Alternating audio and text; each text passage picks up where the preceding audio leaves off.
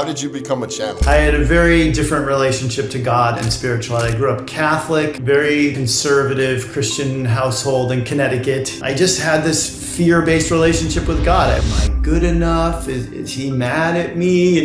By the time I graduated, I was full-on atheist. It wasn't fun for me to be an atheist. I wasn't proud of being an atheist. I was just I don't really believe in anything. I think we're gonna die someday and go in the ground and that's it. And it was a scary thought to me. Finally, I got to Conversations with God, which is the first channeled material I was ever introduced to. And those books were like drugs to me. I devoured those books. I loved them so much because it was like something was speaking to me. I hit a rock bottom in my life. I had really a ton of pain in my body and I just collapse on the bed and I start crying. And I start thinking about I don't want to be here anymore. How am I going to off myself? That kind of stuff. But I woke up from that dream and I started to feel something like a tingly sensation. And then I started to feel energy pouring in through the crown of my head, giving me a feeling of pure ecstasy. And I said, I wonder what this has to do with aliens. And as soon as I thought the word aliens, it got a huge surge of energy. I was like, whoa. Nothing ever really happened for me until I was 37 years old. It all happened in that year that I turned 38. What would you advise? 2026 is the year of... Aim higher for yourself. I can exist more in that consciousness all the time if I really put my focus on that. If I really make that important, I will live an embodied life and I will bring more of my spirit, my soul, my consciousness to the party no matter what I'm doing. Everybody, welcome. If I'm looking a little shabby, it's because we are surviving a snowstorm out here in New England. I'm at a hotel, but I'm super excited to have Daniel Scranton here, who we've been trying to interview for a while, and it's been an amazing journey, and I'm super grateful that we're here now. Yeah, we made it. But what I will say to anybody listening is this is the most highest vibrational man I think I know. There's a couple people that, but you're up there, man. So it's cool. And I'm going to give a little rundown on how this is going to work before we dive in. But yeah, so basically, welcome everybody to the new form of the Heart Coherence Collaborative. And how this is going to work is we're having guests come, take the hot seat, and everyone here is going to ask them questions. What we're trying to do is have everyone submit the questions ahead of time just so we can approve them and make sure that the questions are legit. One ground rule is don't ask personal questions like, is my cat gonna survive? Stuff like that. We want more questions that benefit the collective. And so Daniel Scranton is the first guest that we have in this format. We have a bunch of guests that have submitted, a bunch of members that have submitted questions. So I'm going to call on you all. If you haven't already, just check your school messages. If you submitted a question, I actually sent you a message just kind of giving you advice on that specific question because we want to keep it straight and to the point because this is going to get posted to YouTube. And we also have, in the next few weeks, we have Lee Harris is going to come on and do the same format, Daryl Anka, so many different people. And for anybody new, in addition to that, Monday, Wednesday, Friday, we're hosting Heart Coherence Meditations on Zoom. So there's going to be a lot of amazing energy in this group. And I just want to say to you all, thank you so much for being here. It's an honor to be here with you all. I love you all so much and am grateful to get to know you all, excited to get to know you all. And so I want to start off by just saying, Daniel, how you doing? I'm doing great. I had such a tremendous night's sleep last night. And like I said, I have things worked out for me today. I have heaps of time to devote to this. So it's the perfect, everything did align finally for us today to do this because I'm really good. Really good. Awesome. So we'll get to everyone then. And I have a question to start off because I've heard you answer this before. And it was one of the most amazing answers I've ever heard. But how did you become a channel? Okay, so I like to start the story when I was a kid because when I was a kid, I had a very different relationship to God and spirituality. I grew up Catholic, in a very conservative Christian household in Connecticut. And so I just had this fear-based relationship with God. I would just like, if I would think about God, I'd think, am I good enough? Is he mad at me? Like, I better not think that thought. God's watching at all times, And so that was, we went to church every Sunday in my house. My mom even taught CCD. My mom is in several Bible studies all the time, like it was a very Christian household, and there was no exposure to anything else. So I went to Catholic high school. By the time I graduated to there, I was fully indoctrinated, confirmed, all that stuff. I go off to Boston University and everything changes there, because I go to my Greek and Roman myth course, which I love. I love all that Greek and Roman myth stuff. And I'm learning about all these same stories that were in the Bible in cultures from all over the world that have nothing to do with Christianity. And I'm like, wait a second. So my religion doesn't have the patent on all of these stories? What's up with that? And so I'm starting to question everything. And by the time I graduated, I was full on atheist. And, it wasn't fun for me to be an atheist. I wasn't like proud of being an atheist. I was just like, I don't really believe in anything. I think we're going to die someday and go in the ground and that's it. And it was a scary thought to me, but I didn't have any other reason to think otherwise until I'm in my mid to late 20s and I'm working for this guy, and he wants us all to listen to Tony Robbins' Personal Power 2 package of CDs. And so I got through the first 12 double pack CDs. I think there were 25 altogether interviews in there. And the last one is Deepak Chopra. And I'm listening to Deepak Chopra, and everything he says resonates with me, because at that point I'm eating all raw, all organic. Like I was so into natural health and healing, and like believed in the body's ability to heal itself through fasting, through meditation, through sun exposure, all that stuff. And so Deepak, it wasn't like super spiritual, the conversation, but it was spiritual enough to get me to like listen to and read everything related to Deepak Chopra at that point. And then, I'd run out of his books and I'd go, well, who else is out there? Celestine Prophecy, Wayne Dyer, Ram Dass, Eckhart Tolle. And then finally I got to Conversations with God, which is the first channeled material I was ever introduced to. And those books were like drugs to me. I devoured those books. I loved them so much because it was like something was speaking to me. The feeling of resonance within me with those teachings in those books, it was not like nothing else I'd ever experienced before. And once I consumed all of Neil Donald Walsh's books, I needed something else. And luckily I found Seth. And Seth was the same thing. I'm reading these Seth books. I'm like, oh my God, I just couldn't believe how good I felt reading these books.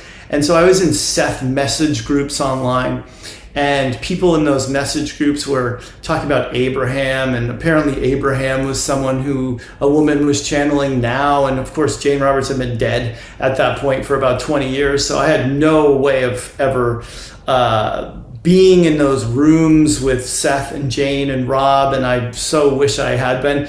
And but then I found Abraham, and somebody convinced me, you should check out Abraham. So finally I did. Of course I loved it. I loved Abraham so much. I had these cassette tapes. I bought like 25 or 50 cassette tapes from a woman, and they were just in my car all the time, just listening to them over and over again. And then I finally got to go see Esther and Abraham live in Sedona. And the first time I went, I got in the hot seat, which is, it's not an automatic thing that you're going to be able to talk to Abraham. But at my very first one I did, they told me that someday I would write several well-received books. And now I do have several well-received books on Amazon, because they rank pretty high in their category of New Age channeling. And that was 2005. And then for the next 5 years, I'm just going to, listening to, reading as much of this Abraham stuff as I possibly can. 2010 comes and everything changes. The year starts out with an Abraham cruise where I'm on the cruise. I'm doing Reiki on someone. My hands moved off of her by themselves, and I felt like a bolt of lightning hit me, and I gasped. And it was the first time I ever felt anything, experienced energy like in any way. So then I'm like, okay, Reiki is obviously something I'm supposed to do. So I start doing Reiki on everybody. Anybody and everybody who would receive Reiki from me, I would do it on distance, in person. The in-person times, I'd put my hand on a person's leg. And then one hand would rise up and go like this. And I would just watch it do this. And I'd go, huh, that's interesting. And then it would stop and go down. The other one would come up and do this. And then my head starts to go like this, like Stevie Wonder. And I'm like, oh, this is interesting. And then I made these little whispering sounds. And I said, oh my God, channeling me? I never thought I was going to be a channel. I thought if anyone was going to be a channel, it was my now ex-wife, because she would, I had all the questions. She would be a great channel for the answers because she wasn't really that into all this stuff, but it didn't work out that way. It was going to be me, obviously. So this is January, and then I'm doing the Reiki and stuff, and then March rolls around. And in March, I hit like a rock bottom in my life. I had really a ton of pain in my body. I had a business where I had to move heavy boxes around all the time because I was always shipping. So I'd get in even more pain throughout the day. My shipping days were long. They started early, and I get to the post office at 4.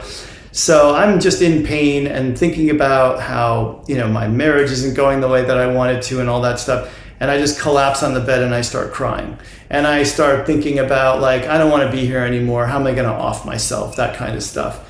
And so I eventually picked myself up from that and, dust myself off and get back to work. And then it didn't happen that night, but the next night I was lying in bed sleeping, and I had this dream, and I'm standing in a desert in this dream, and I'm looking at Peter Beamish, who was Abraham's videographer and became a friend of mine.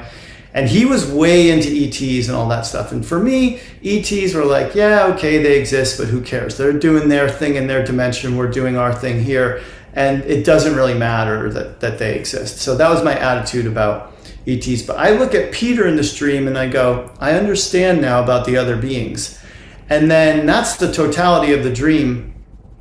But I woke up from that dream and I started to feel something like a tingly sensation. And then I started to feel energy pouring in through the crown of my head into my body, moving through my body and giving me a feeling of pure ecstasy, like something that like a near-death experiencer says, I can't really put it into words. I resonated with that so much every time I heard a near-death experiencer say that, because I don't think I could ever really fully get anyone else to understand how good this feeling was.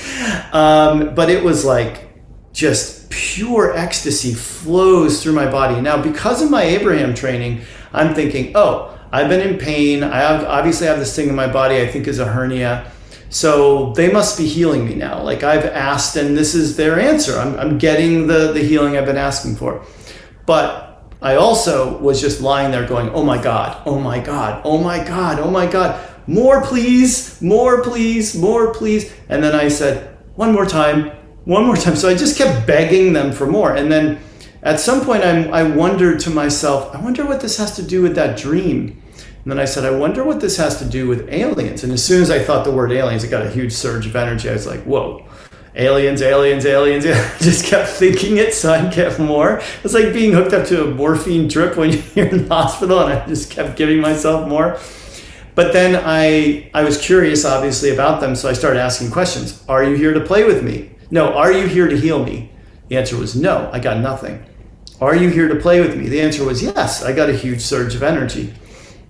Are you in another dimension? Yes. Would I be able to see you if I open my eyes? Yes. And there are other questions too that I can't remember right now because I didn't know that much about aliens. And I eventually just took my eye mask off, opened my eyes, looked around the room. I didn't see anything, but the whole thing started over again like it did at the beginning, where huge surges of energy are coming through my body.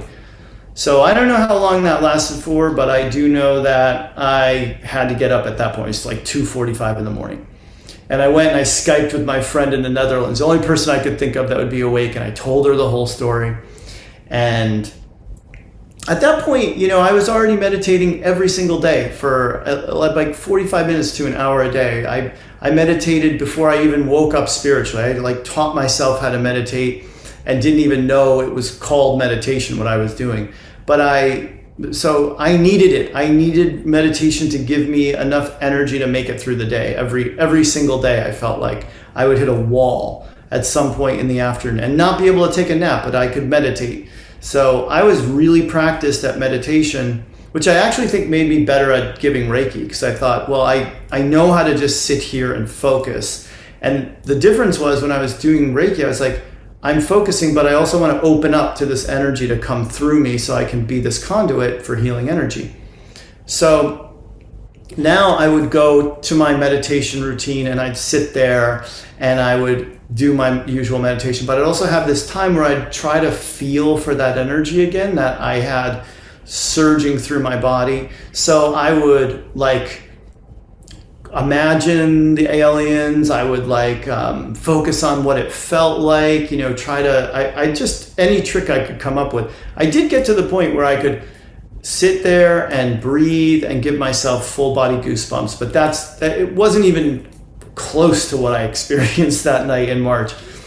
And on top of that, sometimes I would go into deep meditation and get dry heaves, like I'm gonna throw up. There's so much energy present, and I would just go through the motions of throwing up.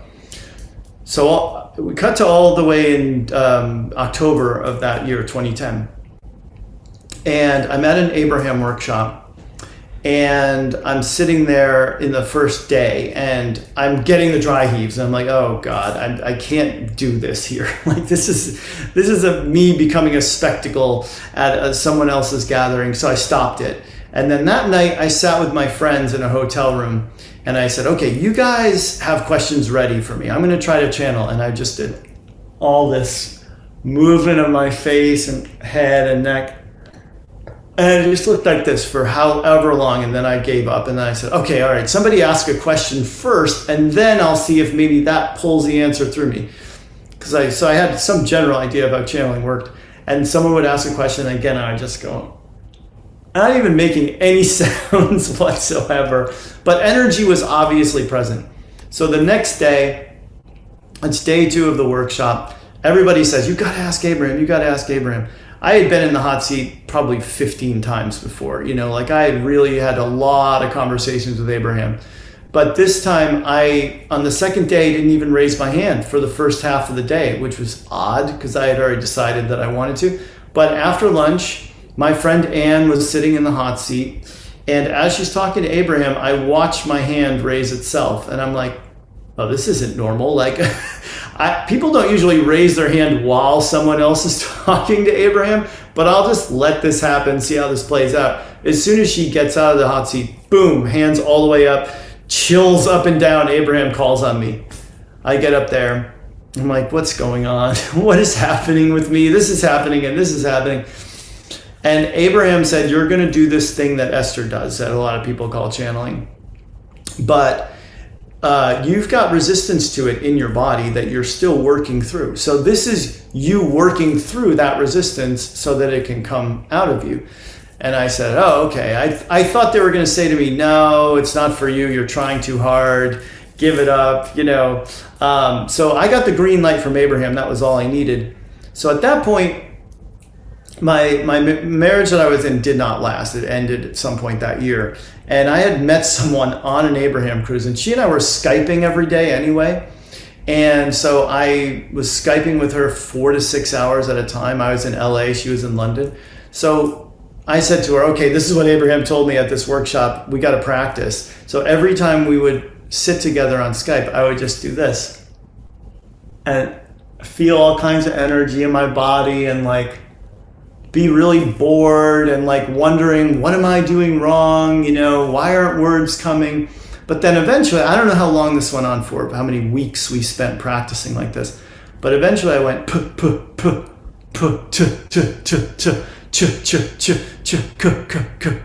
and I said, okay, well, that's something. And then when I said, we are here for you, I said, wait a second, I didn't say that. So then I knew I had channeled for the first time.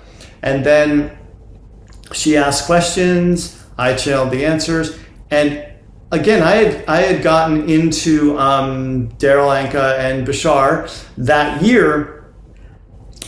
Even I knew about him and his work from way back in 2005, but I went down the Abraham path instead. But when I found out that the aliens were like doing stuff to me, I said, okay, I got to find out about the aliens. So in 2010, I started getting more and more into Daryl and Bashar. And of course, Bashar says, if you want to do something, you got to do it. Like, you got to put the action behind it. You can't just say, I want to do it. So as soon as I found out I could channel, I called up everybody I knew and I said, anytime you want me to channel for you, I'm going to do it. It's free. I need the practice. Just call me up. So I had two friends that I channeled for regularly and another one I channeled for from time to time. And then one of those friends hosted the very first workshop I did in her business office, which was down in San Diego County. So I had to drive from Long Beach to San Diego every time I wanted to channel for people in person, which is a long drive. But I did it, and I did it in people's living rooms a lot of times. I did it in a place called the Float Lounge once, but there was this core group of people that was somewhere, between 10 and 20 people who would come to my little workshops. And I was so I was so afraid of is it good? Am I doing this well? Is this real? That I didn't even feel confident enough to charge people. I just said to the person who hosted, will you please say something about donating if they feel up to it, and put out a jar. And they always did, but I never was the one to verbalize it until years later. I did gain some confidence and I was able to say, this is what it's $20 to come for this 2-hour event. But that's basically how it started. I'm rambling now. The thing that's so amazing about that is that you give so much hope, for everybody. To just hear your progression and where you're at today. You're one of the most well-respected channelers in the world, and you had self-doubt, which is really fascinating, So it's anybody going through that, it's cool to know that you can break through that. And we'll get into how you can do that. One of the things that I'm really excited about is we had our community submit questions to ask you, and they're really deep. So I don't know if you're ready for them, but Of course. I'm gonna start calling on members of our community to ask these questions. I'll just comment on something that Kyle said. He said you give us hope, and I think that's true because nothing ever really happened for me until I was 37 years old. It all happened in that year that I turned 38. And then I also want to say that most people, I teach channeling now, and most people have that same exact experience of I don't know if this is real. I might just be making this all up. This sounds too much like what Abraham and Bashar say. So most people come into the channeling that they do filled with self-doubt about it. And I think it's one of the most common experiences of a new channeler to have that. In the chat, I'm gonna write who's up next, just so you're ready to ask the question. But the first person that we have to ask a question, it's a great question, and it's a deep question. So we're gonna go to Brian Collins first. Hi, everybody. Hi. Okay, so my question is, what is the most effective way for me to identify the source of my disconnection with others? Ooh. So what I mean by that is I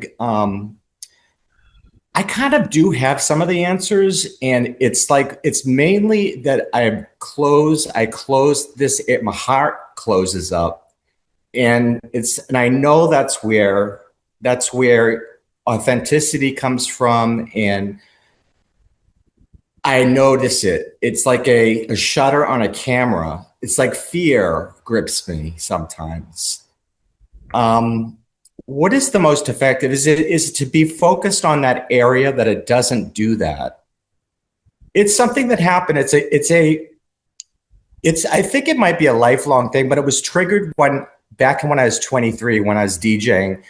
I was starting to feel, I was using drugs and alcohol and stuff like that. And I don't want to take too much time because you don't have that much time, but I noticed I noticed everything was different from that day on. I quit DJing. Everything, but it's been like that's sort of, I've carried myself out of it since then. Do you still love music? And Oh, I love it. Absolutely. Yes. With a passion. do you do anything about that? Um, Not at the moment, but I know follow your excitement. Yes. Right, but I'm just thinking too that like, so for example, me going to all these Abraham events that I went to, and then other events too, Daryl's events, Nora Harold, Wendy Kennedy, I never set out to like make friends or, it wasn't like I went for the social aspect, but I met so many awesome people just by going and doing the thing that I wanted to do the most. So like, whatever that is for you. I know you're saying it's more than that because you could be at one of those places and still feel all alone. I do think that a lot of us who are awake spiritually feel that because it's hard to have conversations with people that, you can't talk about fairies and aliens and dimensions and ascension and all that stuff with, because like, then you almost feel like you have to shut that part of yourself off and just be Right. like, I'll talk to you about politics, weather, movies, sports, those types of things, because that's what we can connect on.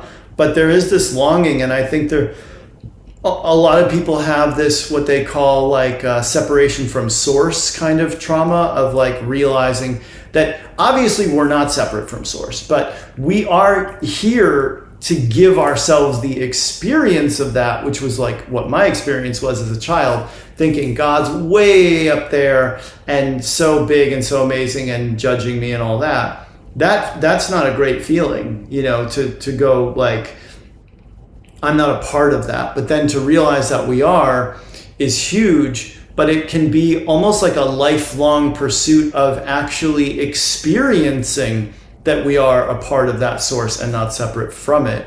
And I would say also that any connecting that you do, like if you connect with people online, or you connect with animals, or you connect with trees and Mother Nature and Mother Earth and all that stuff, that's a vibration of connection. So if you get yourself on the vibration of connection, then there's more opportunities for connection that can show up for you, especially with other people who may come out of the woodwork. And like, you never even know, you can't tell by looking at somebody whether they're awake or not. That's the weird thing. Like, I meet people sometimes and I think I would never assume that you were into channeling or into any of this stuff by looking at you. So we never know really who else is out there that we could connect with. But in answer to like the deeper question of what's going on in my heart and the fear, I would say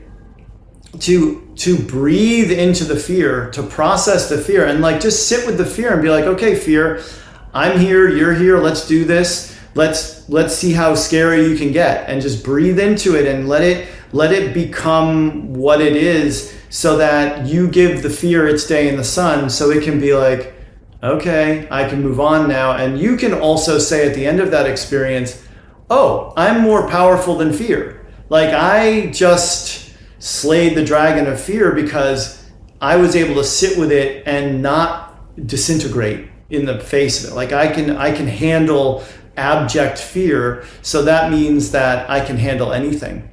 Yes, I push myself a lot.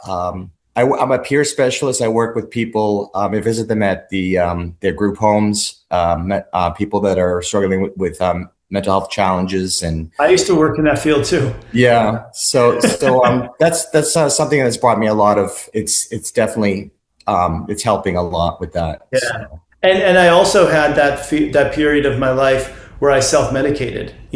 Drugs, not so much drugs, but a lot of alcohol, a lot.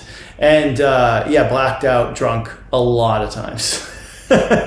So that was my way of dealing with anxiety when I had no other instruction from anyone as to how to do it. But now that we know, oh yeah, we can sit with this feeling and feel it and deconstruct it too, and be like, okay, where's this coming from? What's the thought? What's the belief? What supports the feeling that I'm in, so I can let go of that too, and not keep bringing it back and bringing it back. Thank you very much, Brian, for that question. We're going to go to Ryan next. Hello. Hello. My question is, how do I begin working with feelings and limited beliefs around low self-worth in a sustainable, embodied way? A sustainable body weight? A sustainable, embodied way.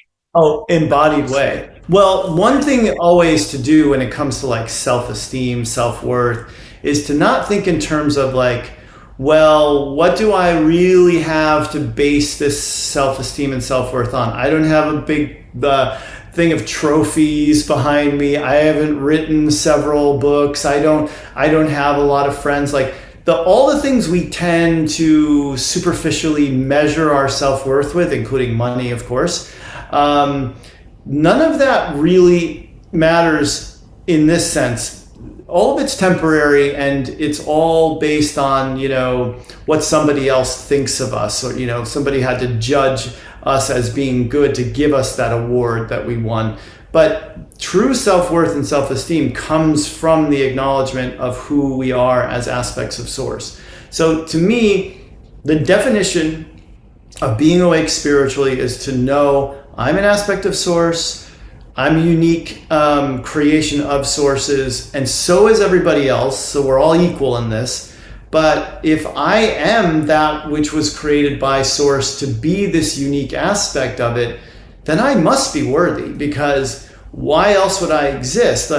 Source wouldn't have created this person for me to be with this personality and these unique characteristics and traits if there wasn't an inherent value in this experience of me. So if you can keep going back to like, I am worthy because I exist as a Source energy being, as a little portion of Source, like a little eyeball of Source that's like here to look at and experience everything. That no one can ever take away from you, unless they somehow brainwash you into believing that you're not that. But really, they're still not taking away from you because it's still true. It's one of those truths with a capital T that will never go away. So I think that people ultimately, the other funny thing is that people who do have low self-worth, self-esteem issues, they will go out and try to have as many accolades and write as many books and get on as many bestseller lists and win as many trophies as they can, because they need all that stuff to prop themselves up.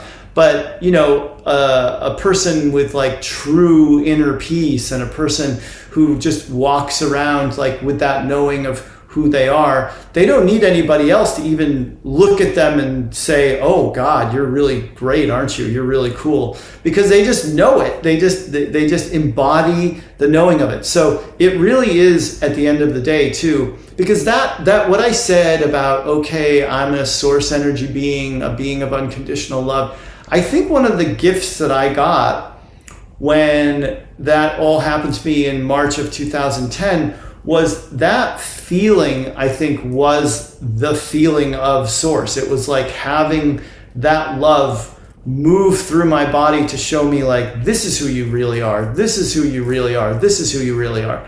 But I also know that we can get there by focusing our way into our hearts, which means being out of our head. So our head, like, we have so many things we can focus on now. There's a million channels and streaming networks, and there's all, the whole internet, and everything is available to us to keep us up here in our heads. But as soon as we say, I want to go in here and feel around for what's in here, that's where you really hit the jackpot of like this infinite space of unconditional love. So I would say, put your consciousness in the center of your heart as often as you can. When I meditate, I put my hands right here. I breathe. I'm breathing into my heart.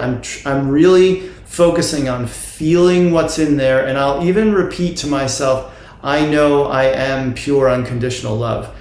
When I can't sleep, when I wake up in the middle of the night and I'm having a hard time falling back to sleep, I will just think something like, I am a source energy being. I am creating this reality. This is a dream-like reality that I'm creating.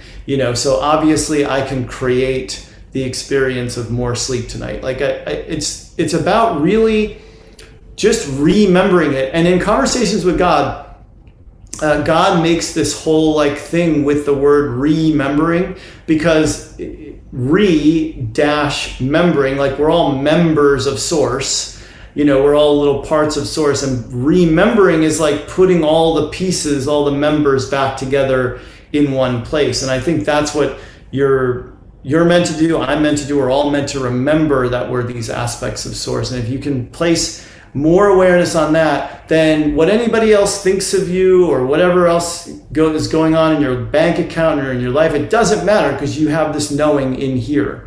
That's the most important thing that anybody could ever give you. Gotcha. Thank you for sharing. That actually feels like it fits, because I've been exploring breathing through your heart and those type of meditations, and then you just confirmed it in a way. So that's actually nice synchronicity. Thank you. Okay, great. I'm glad that helped. Good call. It really changes the energy of everything. We're going to go to Jim up next. There you Hi, are. Daniel. Hello. So first of all, thank you for having this community, Kyle, and Daniel for being here and for all your work. My question is kind of along the same lines of what we've been talking about before, but was when feeling through any fears, what helps to build more trust and the connection with the heart and the higher self? And you may have hit on it again or before, but is there anything you want to add to that? Well, in the process of the feeling of the fear, I think it's very important not to go back to the head.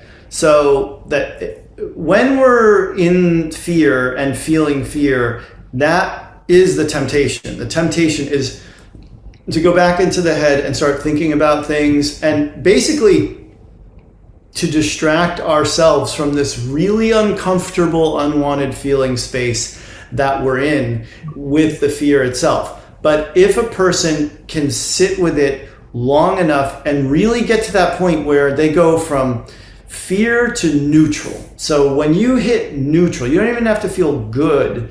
You don't have to reach for joy or anything like that. And that's the point where okay, now all possibilities exist. Now I'm in the center of the yin yang symbol, and I can go in any direction that I want to go, and I'm in that neutral balance point.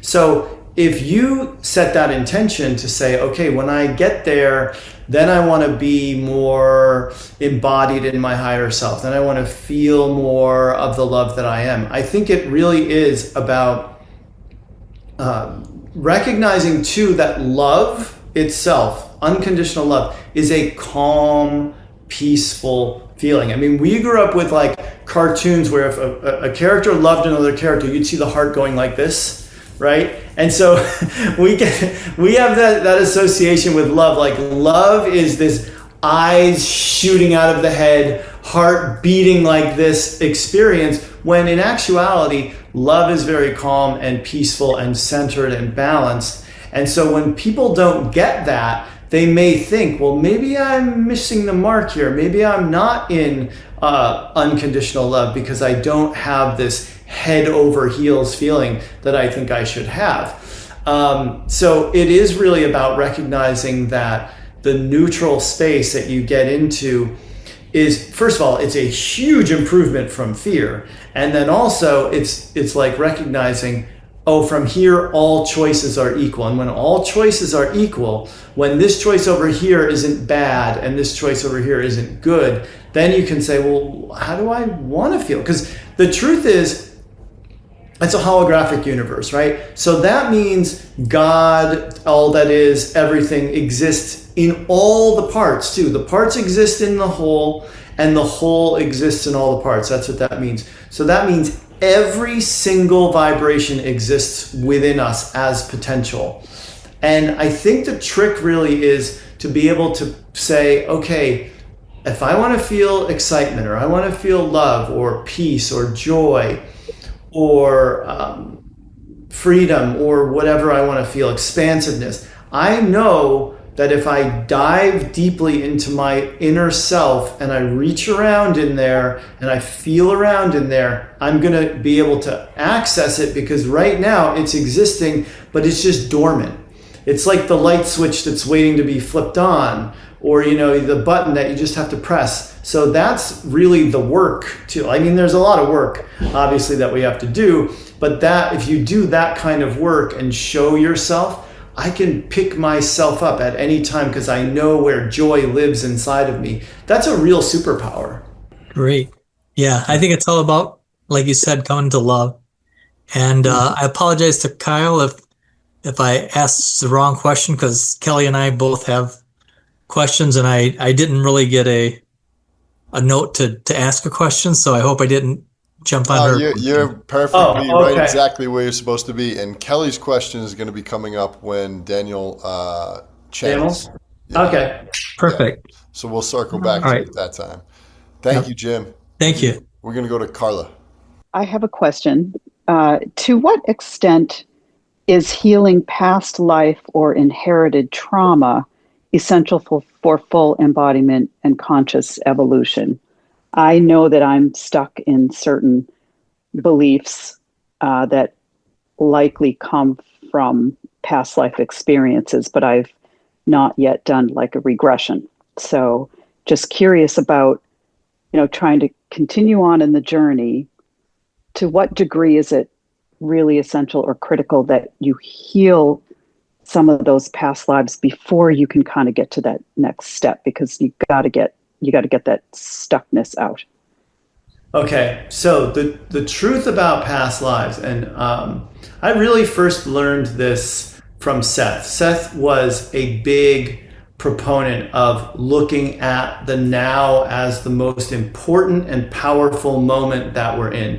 Because I think back in the 60s and 70s, when Seth was channeling all this stuff through Jane, of course, back then spirituality was a lot different than it is today. Today there's so many things that spirituality is comprised of and encompasses. But back then we were more old school in our spiritual thinking, and we talked a lot about karma and past lives and yoga and chakras and things of that nature.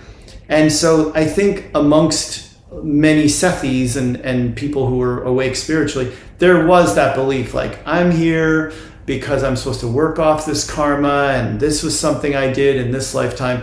But Seth really wanted us to understand the most important moment is now, and if you happen to be connecting to another lifetime which happened in the 1800s or which happened in 5000 BC or whatever, whenever that lifetime happened, that's one of probably a gazillion lifetimes, because that's how big our oversoul is, and how many fingers and so many pies the oversoul has. So if you're cross-connecting to a particular lifetime or several lives, that must mean that in this lifetime there's some similar vibe that's happening within you. Mm-hmm. So really it's about you healing you now, and those other yous in those other lifetimes, they will benefit from that work that you're doing on your now, but they in no way are holding you back. Like that we have as equal an impact on them as they have on us, even if we think, well, linearly speaking, that was the past, so I already experienced that. But as your oversoul, you're experiencing it all at once. So I think that the biggest spiritual teacher that we have is what's happening right now in our lives with the people that we're in relationship to, whether it's like romantic or friend or coworker, whatever, and what's going on inside of us. If we look around at life circumstances now, we look into within ourselves at our beliefs and at our feelings and our thoughts. That's how we multidimensionally heal across all lifetimes. But I'm not someone who thinks I need to really understand what happened back in Egypt.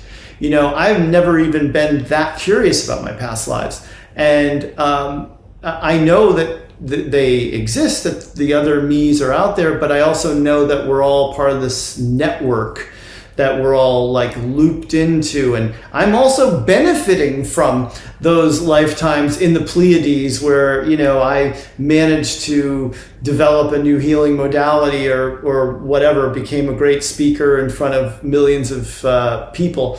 You know, we also benefit from all the simultaneous lives that are happening right now. And it's not just about the negative ones where we really screwed up and made a mistake and murdered somebody or whatever we did in that lifetime that we're here to make up for. I think that is a fallacy, but I do think that we, when we're in that time in between lives, the life between lives work of Michael Newton, and others have talked about this, and Bashar has recommended that book, it's called Journey of Souls, I'm sorry. His first book is called Journey of Souls, and it's amazing, I've read it, where the personality or the soul is choosing what to do next in terms of like, oh, I could incarnate here, I could be born into that family, this is part of my soul group, I could go here and be a girl, I could go here and be a boy.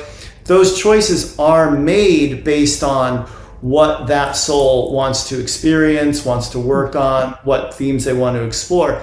But I don't think it's like the soul is saying, and I better make up for that time I was mean to that kid on the playground in my last life. I don't really think it works that way. I do think that souls want to have a complete experience of mastery and mastering different experiences, but I don't think it's so cause and effect-y in that way of like, well, until I sort this out for my genetic line and all these other past lives I've had, I'm kind of going to be stuck in this loop. I think we need to like get beyond that level of thinking and just focus on the now and say, what's right here, what's right now, and what can I do about it? Well, thank you. Thank you, Carla. I know it's late where you are, so thank you for staying up. Yes, it's snowing here too, but yeah, it's almost time for bed. Awesome. We're going to go to Tanner next. Hello, Daniel. Hello. How are you? Hi. I'm good. I've seen your videos on YouTube. I'm so excited you're here. It's great to be here. The question I had was, there's two versions of it. Because there's two different, it's what does embodiment truly mean to you, and how does it show up in daily action and leadership? That's the first one. I think we have an expression here in this world where we say, oh, you can talk the talk, but can you walk the walk? And that's basically what it means. Like and I've heard Ram Dass say this too. Like I listened to a lot of Ram Dass over the years, and he would say, you know, he was this amazing man who at the end of his life, he would just always say, I just love everyone, you know, and he had a stroke and he was in a wheelchair. And, he would say, I know everything I need to know. I just have to put it into practice now. Like, it's just about doing it. It's about remembering everything that we know when we're faced with the challenges. I'll give you an example from my own life. So like if I call someone for customer service and they're like, they don't understand what I'm saying, and I'm giving them like really detailed information, like something really specific that I'm experiencing,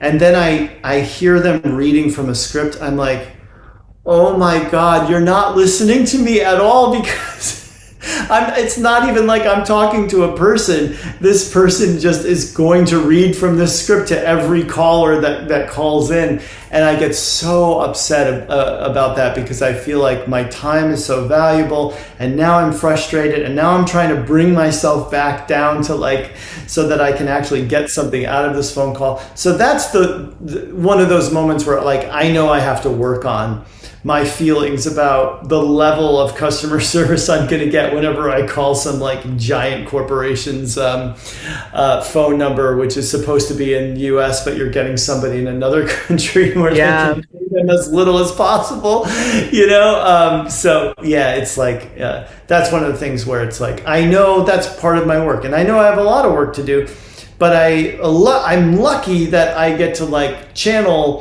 for people and be a conscious channel, so I hear it all the time. Like I hear all the things that I should be doing all the time in the channeling I'm doing. So at some point, I think what happens with all of us is we just kind of get fed up with like not living the life that we want to live. And then we go, okay, what am I not doing here? Like what, I do know everything I need to know, but I must not be applying it all the time because this is the life I'm living and it doesn't look like the life that I want to be living. So I think it really is about, at the end of the day, doing like that self-examination work and saying like, okay, what am I resisting? What am I in judgment of? What am I fearing? Why am I still operating under this belief when I know that there's this belief over here that's way better? And the more we're doing that and seeing it as our work, like our work is not to fix the outside world, to clean up all the aspects of our reality that aren't good, that aren't the way we want them to be. That's obviously not our work. But our work is to be the change that we want to see, as Gandhi said, and then you'll start to experience it, and all of a sudden people are nicer to you, and you are getting good customer service whenever you call somebody, and so we need those, but we need those things in our reality to show us like, hey, you're not really embodying this because here's this frustrating thing for you to deal with now. Yeah. Like when you called the call center, you were like, don't treat me like a robot, and don't read from a script. I want a real person who's really in this moment listening to my concerns right now.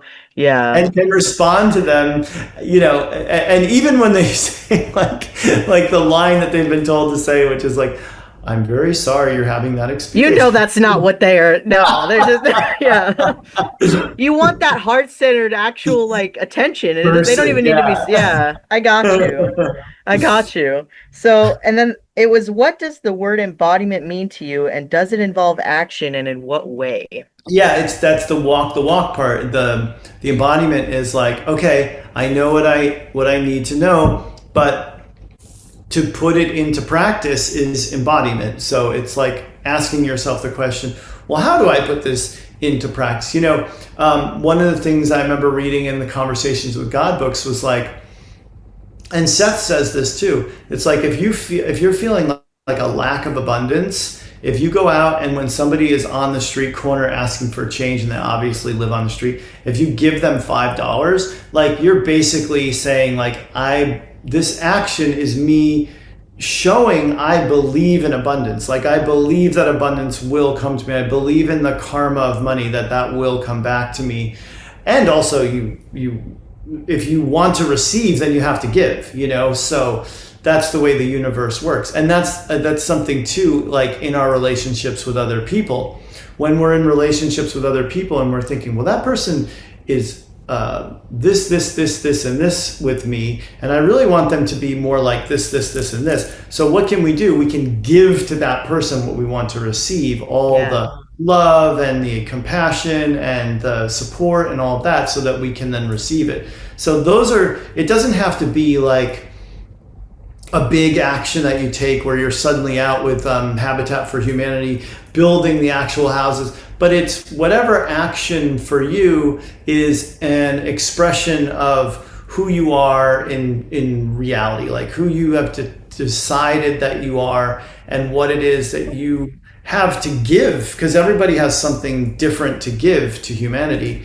But when you discover what that is, if you're hiding your light under the bushel, then you're not doing it. And if I had decided, there was zero chance of this, by the way, but if I had decided back in 2010, I don't want people to laugh at me, I don't want my family to find out that I'm not going to do this, like those thoughts never entered my mind. But if I was of that mindset of like, I can't do this publicly, this would be too embarrassing and too putting myself out there on a limb, then God knows where I'd be right now. I have no idea what kind of life I would be living right now, but I knew that, the thing that I was interested in the most for the past 7 years, now suddenly I can do it, that was what I was meant to do, is start channeling. That's amazing. Thank you so much. I really appreciate it. And honestly, like you have wisdom, not just like, the channeling state. Like, yeah, there's things you said that are amazing. Yeah. Thank you. Yeah, so we're about to move into the channeling, but before we do that, I saw a question come up in the chat from Ra that I thought was a really fascinating question that is of importance, just about, trying to channel. And, like basically what Ra was saying was he sat down, he tried to channel a few times and stuff came through, but he wasn't sure if it was channeled messages or not. So I'm going to unmute Ra. Ra is actually one of our coaches in our new group, one of the highest vibrational beings that I've met, kind of like yourself, Daniel. So Ra, whenever you're ready. Thank you. What's up, Daniel? I just recently read one of your books too, the Shift to the Ascension book, Volume 1. But yeah, I was just commenting. It wasn't really a question, but I guess the question would be, I just sat down in front of my computer once, just put my hands on the keyboard and just opened myself up to channel. I have no experience, no mentorship. I didn't read anything on how to channel. I just decided that was the thing to do. And things were coming through that I've never thought of before, but it seemed like I was just kind of making it up. Like there's that. I was just commenting on when you said it's normal for people to doubt. So I was like, I definitely feel the doubts because it did feel like I could have just been like thinking cool new things and typing it with my fingers. So like 50-50, half of me feels like I was doing it, half of me feels like I wasn't doing it. I feel like I just need more practice. But I guess the question would be, any tips or is there anything to do when you start channeling?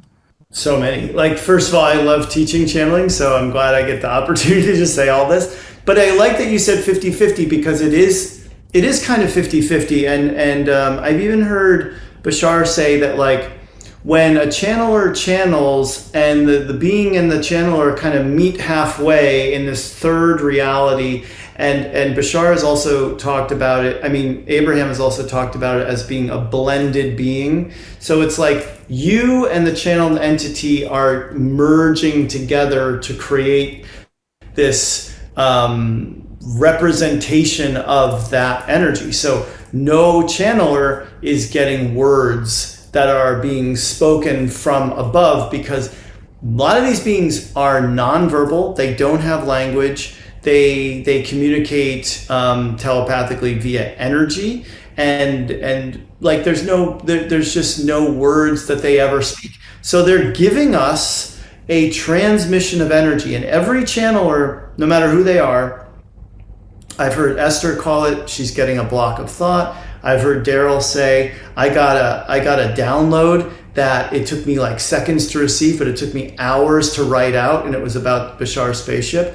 So you get the transmission of energy. It typically comes in through the crown of the head. Then it moves through you and gets through your filter and hopefully goes through your heart and then is expressed by you as best you can. So you're putting words to something that essentially is energy, and you could call it a thought.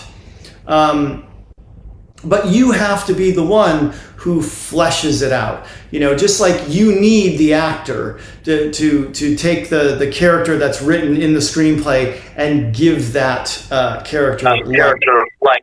It is the 50-50 blending because you need the channeler to give voice to what's coming to the channeler that doesn't have a voice without you. So that's why everybody feels like they're making it up, because really you are making it up. You're just not making it up out of nothing. You're making it up out of something that you got from above, that came down from the higher realms, and that you were able to tap into because, like, when you sat at your computer to do that, you probably had already gotten yourself into a pretty high vibrational state. So it wasn't a big reach for you then to go up to the level where you can hear that sort of, and when I say hear, I don't mean like it has to come in clairaudiently. I mean, where you're on the same wavelength as that higher dimensional being, which may have been your higher self.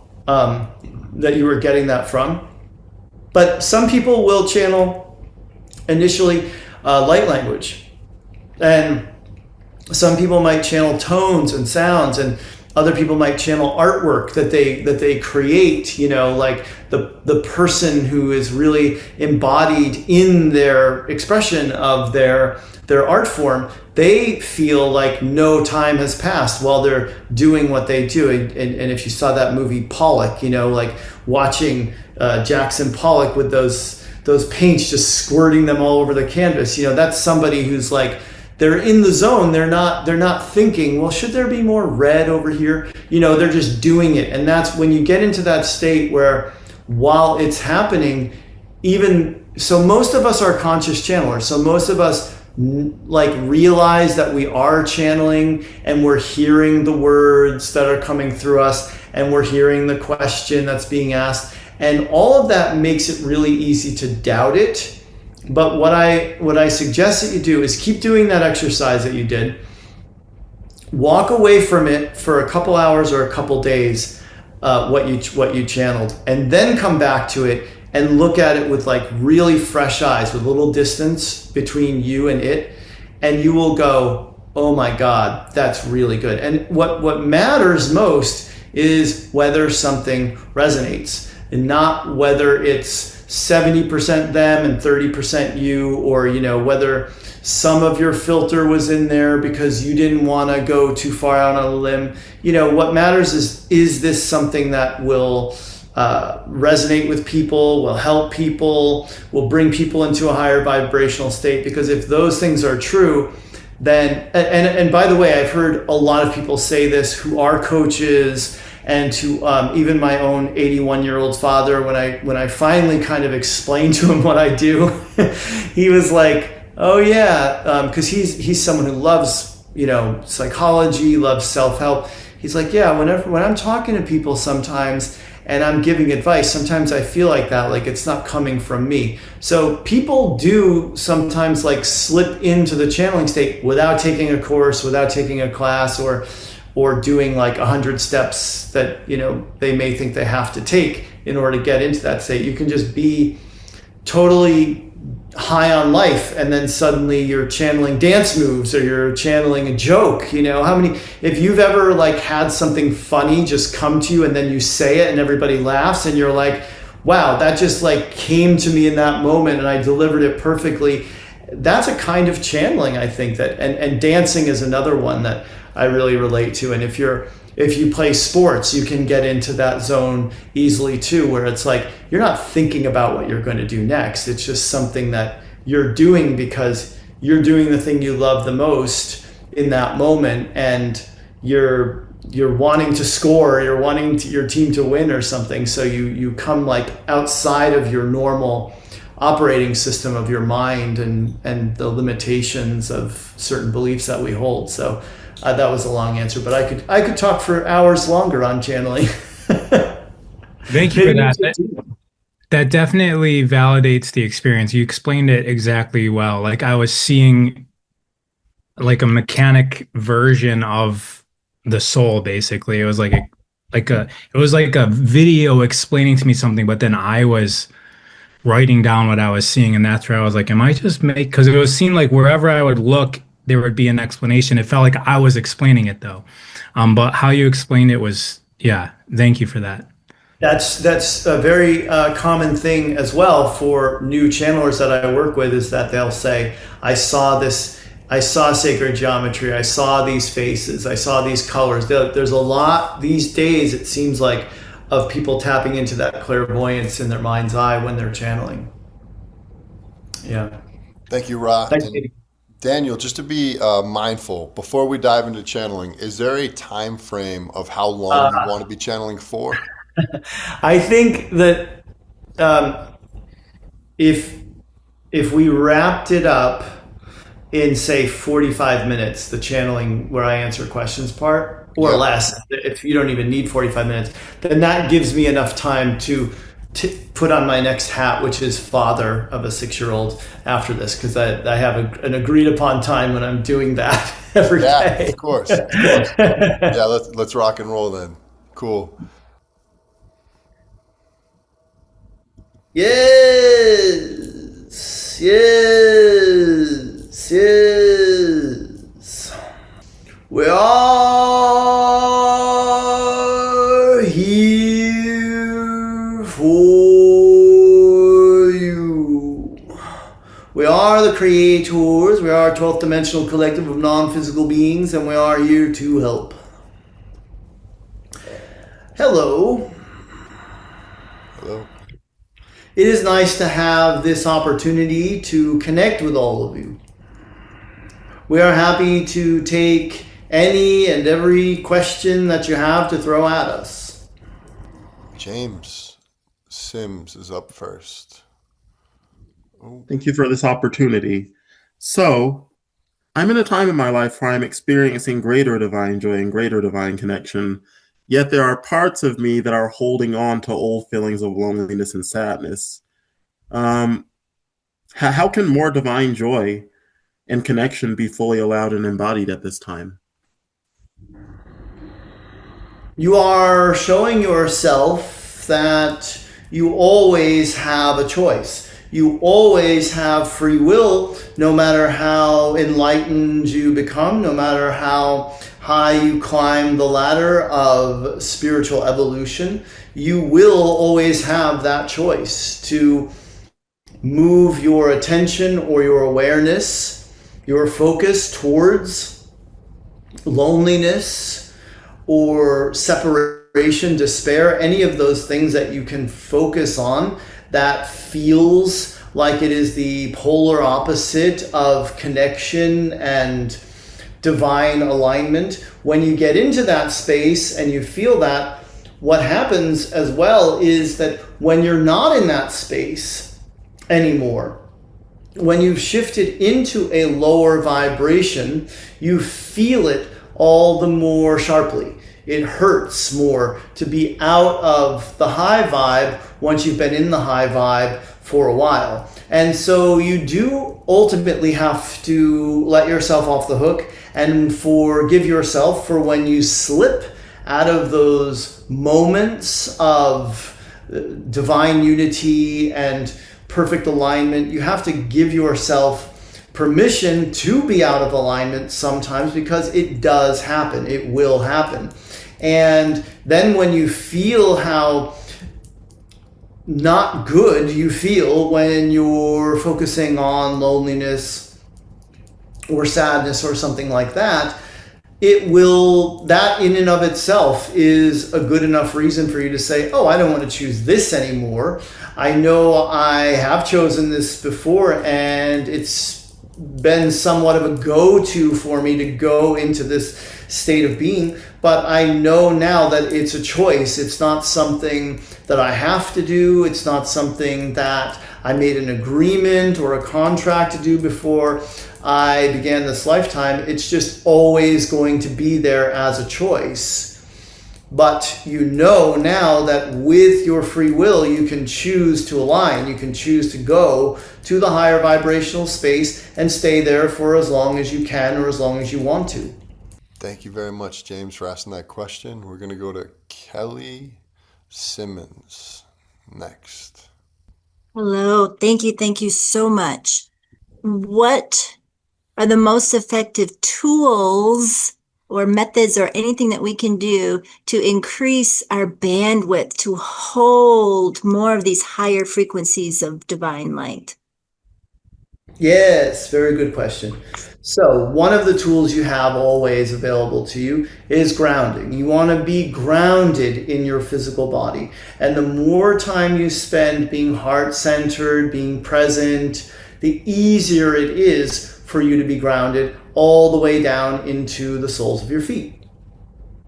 Now, you also have the ability to ground into Mother Earth, to feel your consciousness extending from the soles of your feet, diving down deeply into Mother Earth's soil and connecting with her center, her core, her heart, and feel that energy rising up to fill you up from below. So you can feel yourself in your heart space by being more grounded.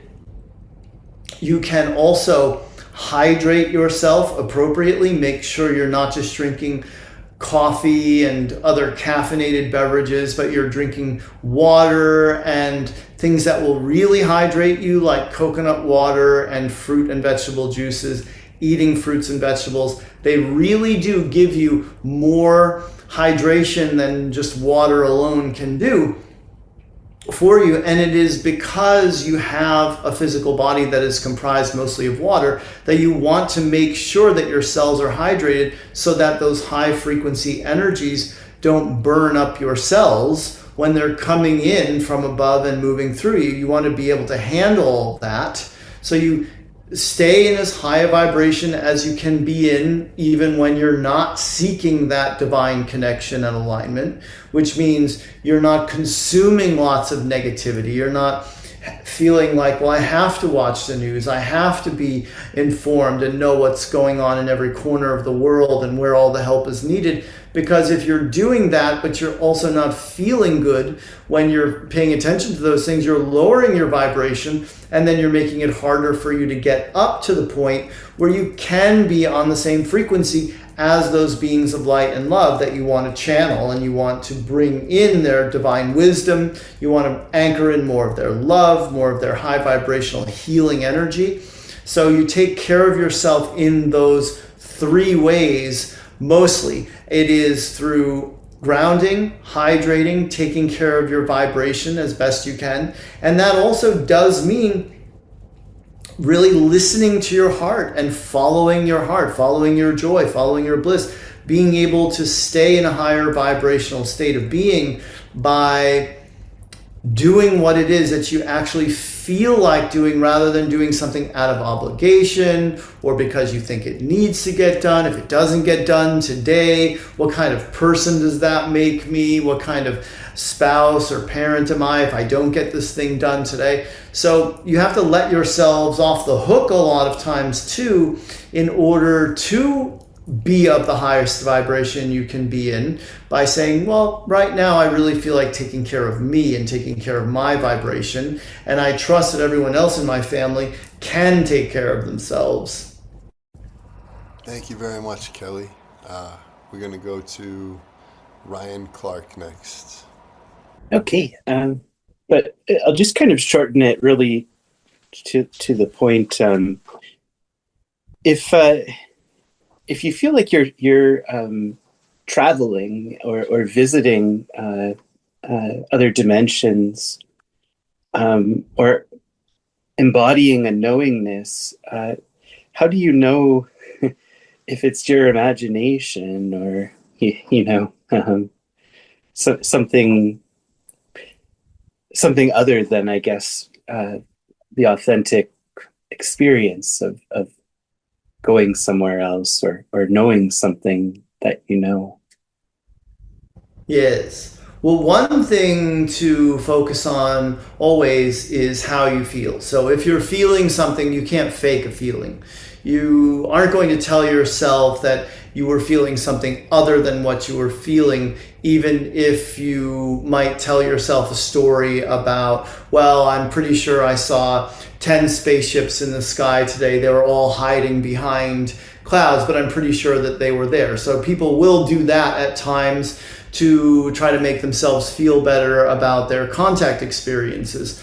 But when it comes to a feeling, that's not something you can really fake yourself into. You either feel it or you don't. So when you're feeling that you're in this higher vibrational state and something's coming to you, chances are it's going to move through your mind's eye. It's going to have its life inside of your imagination. And don't downplay the imagination, because the imagination does give you a bridge to higher consciousness that everyone can use. So to say, well, it was just my imagination, is really not giving enough credit to the imagination for being something that you can use to help you tap into higher frequency information, higher frequency energies.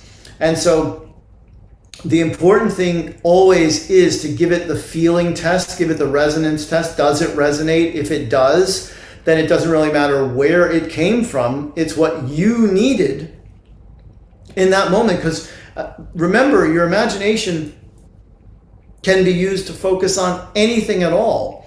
Your imagination has some limits upon it, but is much more unlimited than the rational thinking mind. So whatever your imagination is latching onto at any given moment, it's latching onto that, as opposed to all other possibilities that it could be latching onto. So there must be a reason why your imagination is giving you that as opposed to something else. So you can always look at that as well.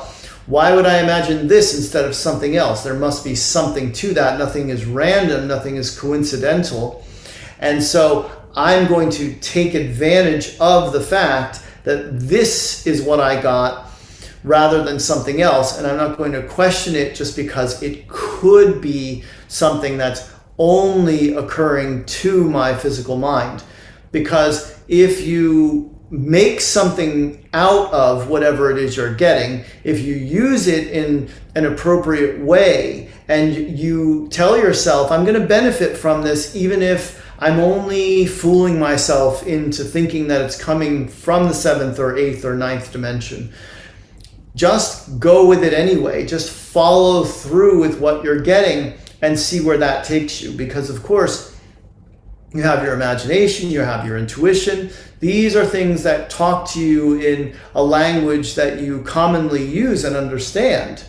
And therefore, they may not be that out there. They may not be that different from the normal language and images and thoughts that you have. As long as they're high frequency, as long as they're of benefit, of value, you might as well use them. Thank you. Thank you very much.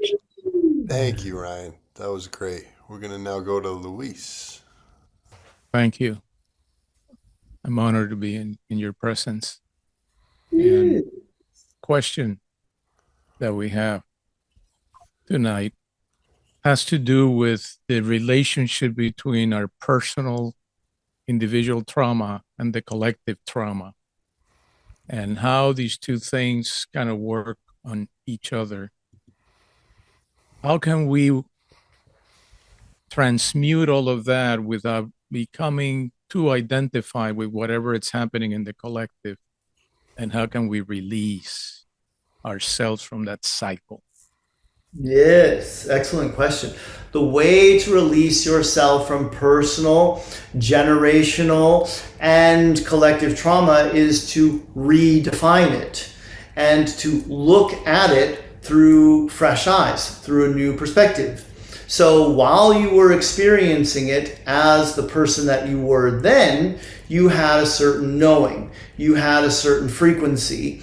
You needed to have that experience for reasons that go beyond what you can come up with in your physical human mind. But you obviously had a reason for the experience. So that's how you want to look back at the trauma that you were experiencing then from the powerful now and say, well, what was it that I really wanted out of that experience? I know that experience didn't just happen to me. I wasn't just a victim of that other person or people or organization or whatever it was that gave me the trauma that I experienced. I know I co-created it. I asked all those individuals to act as my villains in this particular story. So what was the reason? What did I attempt to get out of that by having that experience?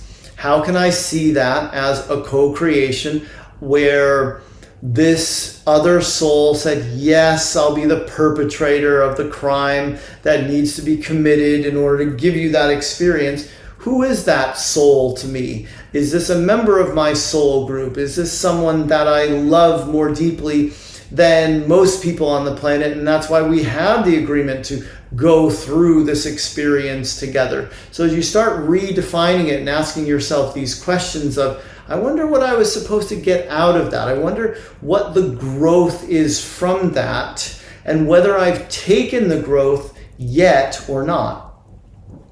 Because once you take the growth experience from the trauma, well, now you're not so much seeing it as traumatic but you're seeing it as a seized opportunity for you to take yourself to a higher level of consciousness. Now, of course, as you tune in to your own personal trauma, you are more likely then to tune in to the traumas of the other human beings who have had a similar or the exact same experience as you've had.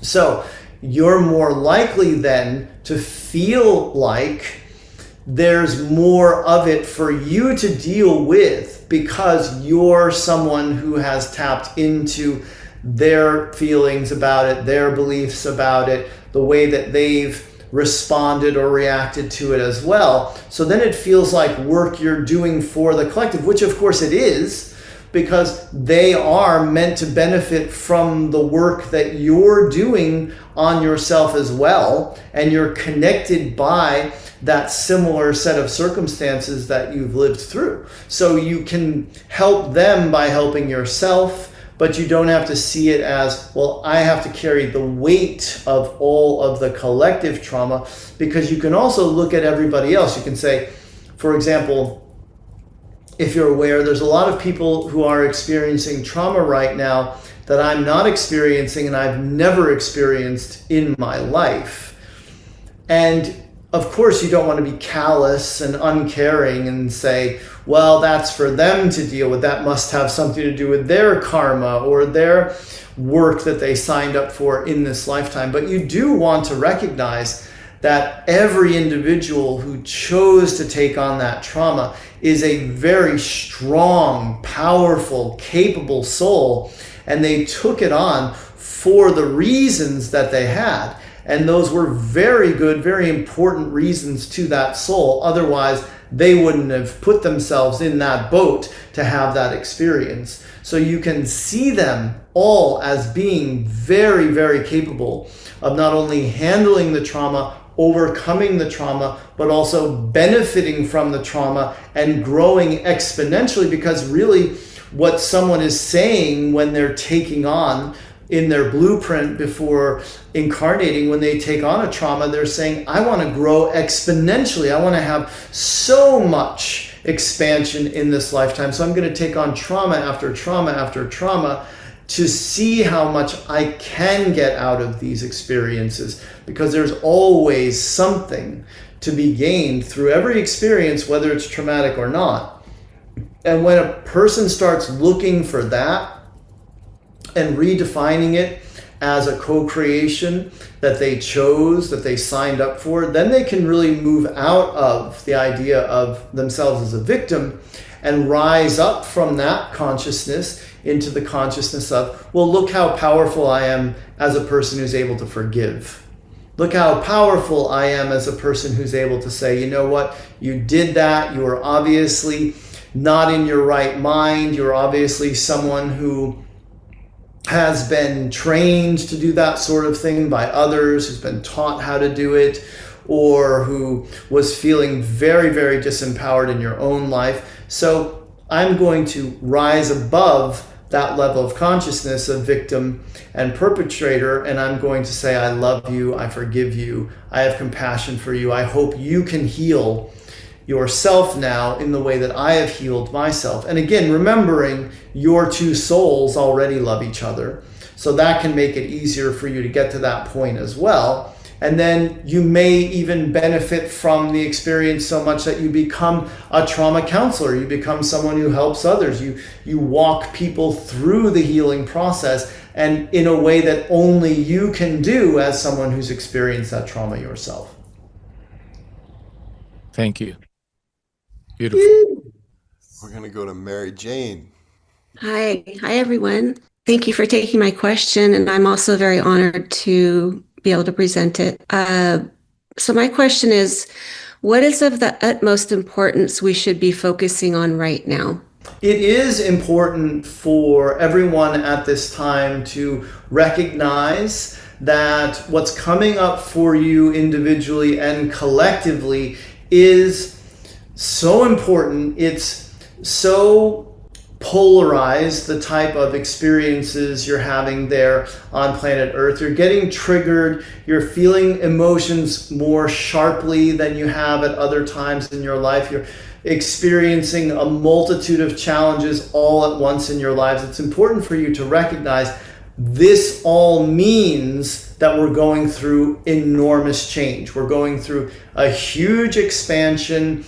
We are collectively coming to the point where we're about to have ET contact. We're about to join the galactic community in an official way. And therefore, all that dirty laundry, everything that needs to come up for us, everything that needs to rise to the surface individually and collectively is coming up. So it's very important to be able to see that not as you or as humanity backsliding and regressing. It's important to say, wow, look at how much work we're doing right now.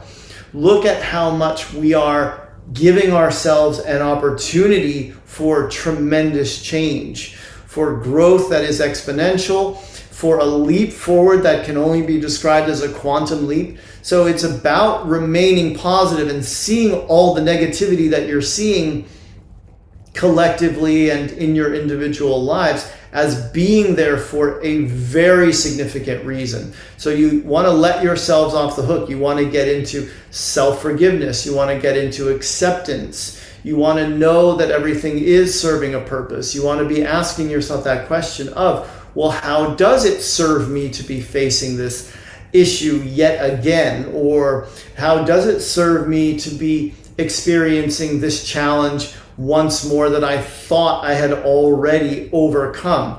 Because there's always something to it. If you're looking for the value, if you're looking for the silver lining, the positive, the growth potential that exists, then you're more likely to be riding that wave of the expansion and evolution of humanity's consciousness, and less likely to be beat up by the waves that are getting stronger and higher and coming faster and more furiously, so that you have the opportunity to have a beautiful, joyous, amazing experience of ascension. Thank you, Mary. We have 3 more questions. We're going to go to Alicia next. Hello, thank you so much. I'm honored to be in your presence. Many of us who are coming online or accepting our gifts rather than questioning ourselves, I personally am conducting electricity, setting off devices, medical equipment, my appliances, cars. Is there a way to learn to channel that to heal people and or to help humanity? I'm not sure how to control that. Yes, well, it is a very good sign that you are tapped into the higher frequency energies if you're having that kind of effect on electronics. So of course you have to navigate the world that you're living in, which can be challenging because there are so many gadgets and devices that you're using. But you're absolutely right in that you've reached now a higher threshold for yourself. You're in this upper echelon, and you get to decide how you want to share that alignment and that energy with the rest of your fellow humans. You are the one who is there living your life, seeing what's available to you. Is it energy healing? Is it writing? Is it coaching? Is it channeling? Is it working as a psychic in a crystal shop or doing card readings? Whatever you feel is the most inspiring thing that you could do with that energy, with that alignment that you have found. Just be honest with yourself about what it is. And it doesn't have to be the same thing every day either. You might get inspired to do one thing one day, another thing another day, but you do have energy that you're moving through you, and you can always put your feet on the ground, put your hands on the ground when it's possible, when the weather permits, of course, for you to do that and ground that energy right down into Mother Earth. You can also use the visualization of roots growing out of the soles of your feet and spiraling down into Mother Earth. and letting the energy run through you, or sending it through the palms of your hands to people in a war-torn country, a country experiencing famine or natural disaster, or a dictator running amok, whatever you want to do with that energy, wherever you want to send it to others that can benefit from it, you can do that and really feel like you have everyone's permission to do this, because they're only ever going to accept that transmission of energy if they've agreed to accept it. You can't impose it upon anyone. You don't have to worry, oh, what if I'm violating their free will? You won't be, because no one's going to accept it that hasn't on some level of their consciousness said yes to the energy that you specifically can send. So go right ahead and send it out to where you know it is needed at this time. Thank you, Alicia. We have two more questions, one from Judy Klein. Next. Oh, hi. Thank you. I was just wondering, I'm a senior. I'm 73 years old, and I'm finding myself in kind of a strange situation because I've been aware of spirit since I was months old, and had experiences off and on throughout my life, and been through quite a 4-volume set of books for my life, I think. And I'm at a point now where I live alone. I've got a son and a daughter who live in town with me, but I don't go out of the house at all. And I'm feeling like I'm not doing enough. And I don't drive anymore. I don't have a car, but I do send light to things and people, and I do try to help out my kids if they need help with anything. But like I said, a lot of times I go for weeks without going out of the house. And so I just wonder if I'm worthless. Of course you're not. Of course, you're still anchoring in high frequency energies. You're awake. You're setting intentions. You're sending compassion, love, healing out when you hear that there's a problem somewhere in your community or in the world. So of course you're not. And what do you think a non-physical being is doing? A non-physical being isn't going anywhere either, or doing anything technically, but thinking and feeling and evolving and creating with consciousness. So you can be envisioning the utopian version of Earth that you want to inhabit. You can be focusing on making connections to the higher realms where beings and collectives like us exist. So there's a lot that you can be doing, but if there's something you want to be doing, are you saying you don't want to ever go out of the house, or you just don't have anywhere that you can think of to go? No, I don't like to just walk around, because for some reason I feel uncomfortable being seen. But yet when I'm with people, I love them, and I fully interact with them, and I love smiling at them and seeing them smile back. But I just wondered if I was doing any, if I needed to do more. Are you afraid that if you go out of the house, something bad might happen to you? No. I know I'm always surrounded in light. Are there things that you want to do with your kids who you said live nearby? Yeah, sometimes. It's possible for you to live a full life, of course, even if you are spending weeks at a time just in your home. But definitely look at the ways in which you can contribute more and get out more into the world, since you are benefiting all those people every time they see your light, every time they receive one of your smiles, or you ask them how their day is going, you are benefiting people by doing that. So start to make a plan as to how you can take yourself out more and mix it up in your community. Of course, you can look for places where there are things to do and people to gather with, and you can ask at least one of your kids to come with you and sort of give you that person that's always there to talk to, so that you don't feel like you're just a loner going out and not feeling like you can connect with necessarily anyone else in the group that you're going to, so that you create for yourself a nice container to start interacting more with your world. And of course, you can interact with people online as well, and there's plenty of that going on.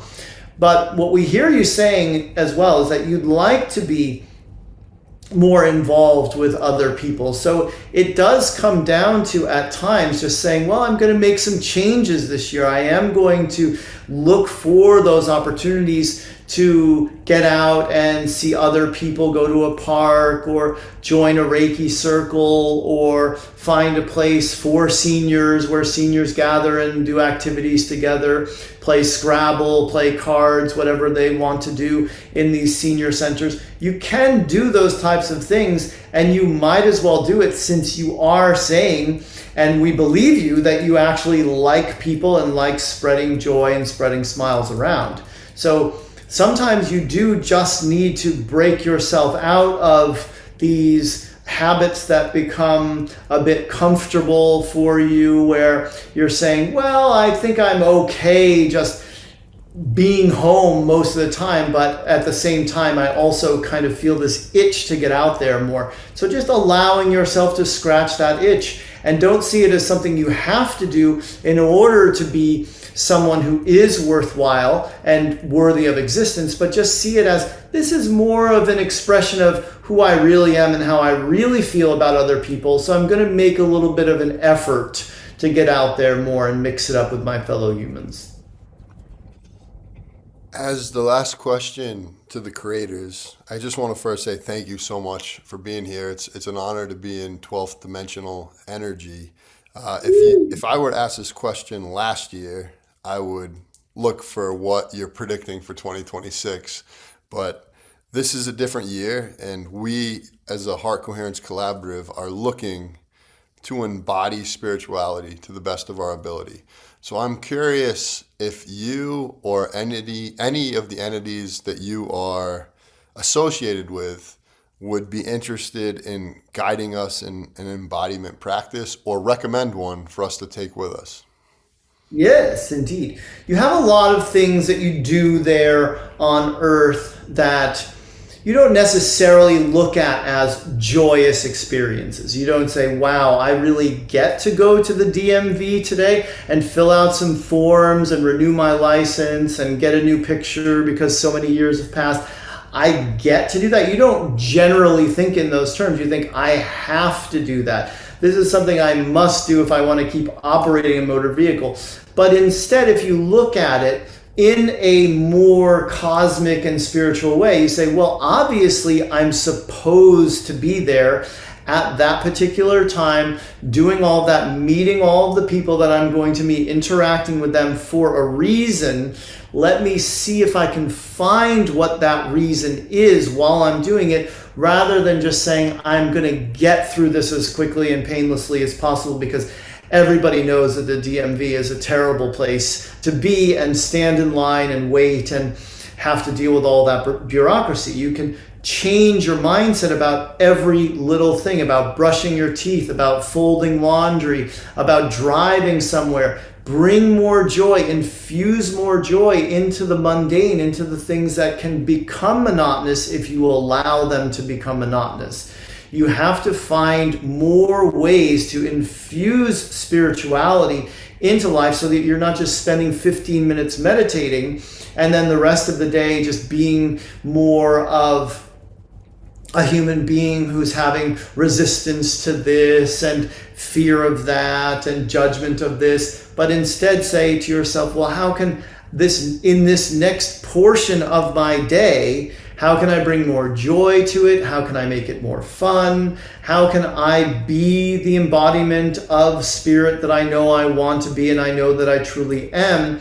And if you keep asking yourselves those types of questions and recognizing that not one thing about your day is random, not one thing has come without a great deal of pre-planning going on by your higher self, then there must be something within every single moment of every single day for you. And if you're willing to do the work of mining those moments for more joy, more connection, more alignment, more love, more inner peace, then we guarantee you will find what it is that you're looking for, and you will be living a life as an embodied spirit in physical form. So if you were to take that and basically put a blanket over 2026 in regards to advice, what would you advise? 2026 is the year of... Aim higher for yourself. Give yourself more credit for not only being where you are right now, but seeing the potential of where you can go. Because this is a year where there are greater potentials for growth. And you can see that in how the stakes are being raised by all of the circumstances of your lives and in the world, things getting more heated, things happening on more of a global scale, international incidents, all of that is showing everyone, hey, this is a big year for making big steps forward. I can aim higher for myself because I know who I really am as a source energy being, and I know that I can exist more in that consciousness all the time if I really put my focus on that, if I really make that important. I will live an embodied life, and I will bring more of my spirit, my soul, my consciousness to the party no matter what I'm doing. Thank you so much, creators, for your time. It's been an honor. Yes, indeed. We are the creators, and we love you very much. Hi. Hi, Daniel. I just want to thank you deeply for being the first person here to come and answer all the Heart Coherence Collaborative's questions. It's been amazing. We really, this means the world to us. And that was really special. It means a lot to me to be a part of it at all. But yeah, being the first feels really good. So for anyone listening, how can we support you? You can go to my website, danielscranton.com. You can go to my YouTube channel, which is also my name, and just sign up for my newsletter, subscribe to my YouTube channel. If you do subscribe to my newsletter, you're going to get a lot of emails, but that's because I'm doing things every single week. I've got so many offerings, a weekly Q&A, but so many events that I'm doing all the time, courses, classes that I'm teaching. And I channel typically 5 new videos a week, unless I'm on vacation, with the creators and Arcturians and Saint Germain and others that I put on my YouTube channel. So there's a lot that I'm doing always, and on Instagram I'm Daniel Scranton Channels. So those are the 3 main places to find me and connect with me. Awesome. And you're also in our group, so we hope to make you a cherished member of our growing group. So thank you so much. It's been an honor, man, and sending you big love.